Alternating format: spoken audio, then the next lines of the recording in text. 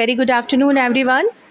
आज हम आपको मिलवाने जा रहे हैं तृप्ति जैन से। तृप्ति जैन जिन्होंने कि इस बार आरजीएस के एग्ज़ाम में 4th रैंक हासिल की है। बहुत बहुत कॉन्ग्रेचुलेशंस तृप्ति को। तृप्ति आज बताएंगे आपको कि आरजीएस में हमें कैसे तैयारी करनी चाहिए। जो ये सक्सेस टिप्स हैं ये आपको देंगे और आप इनका पूरा ध्यान रखेंगे तो आपका भी नेक्स्ट टाइम सिलेक्शन ज़रूर होगा। Thank you so much ma'am. Thank you. जो मैंने प्रिपरेशन चालू की थी उस टाइम 17 में मेरा लॉ कंप्लीट हुआ और मैंने मेरा फर्स्ट अटैम्प्ट 2019 में दिया। तब मैं रह गई थी। आफ्टर दैट मैंने MP judicial service examination clear किया और उसके बाद राजस्थान।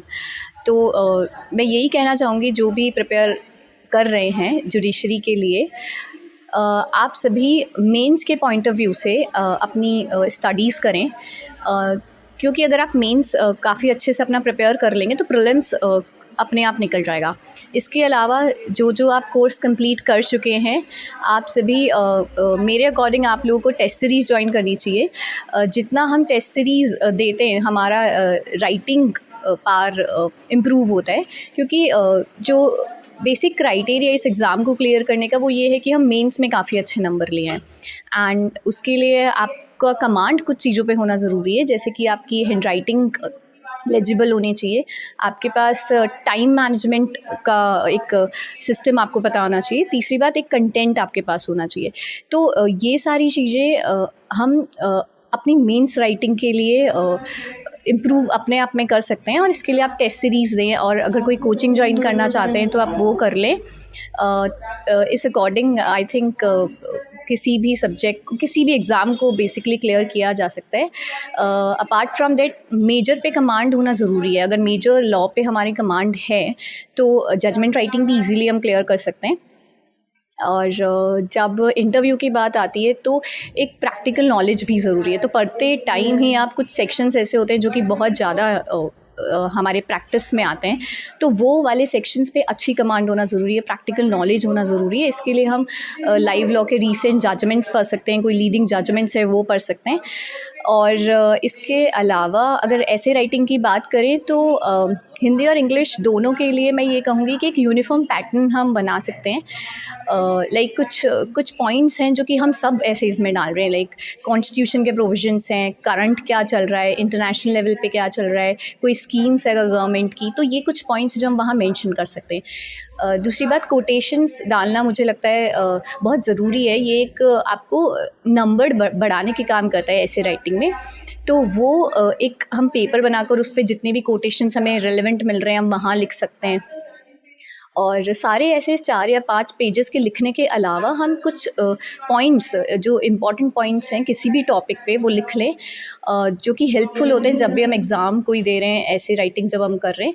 तो आई थिंक ये थोड़ा हेल्पफुल रहेगा आप सभी के लिए। आपने अपनी जो स्ट्रेटेजी बनाई उसमें कितने आवर्स आप स्टडी करते थे और क्या शेड्यूल था आपका? मैम ऐसा कुछ पर्टिकुलर टाइमिंग तो नहीं था कि मुझे इतना, मतलब एक दिन में 6 घंटे पढ़ना है या 7 घंटे पढ़ना है।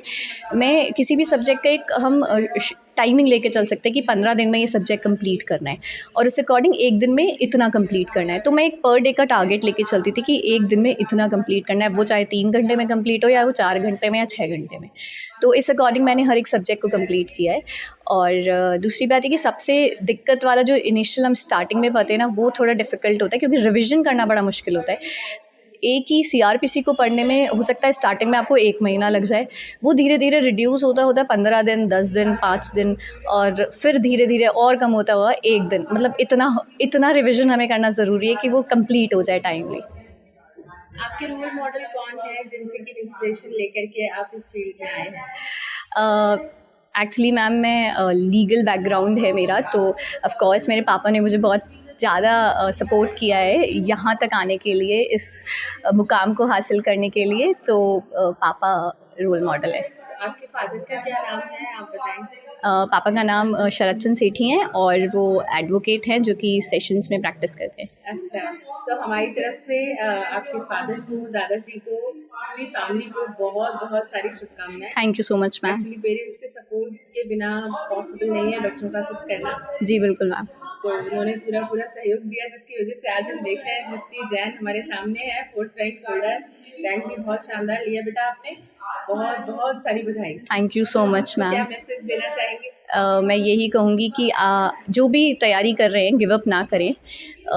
ये बिल्कुल मतलब इम्पॉसिबल नहीं है किसी भी एग्ज़ाम को क्लियर करना। अगर आप सच में क्लियर करना चाहते हैं तो हो सकता है कईयों का 1 साल में हो जाए, कईयों का 2 साल लगे।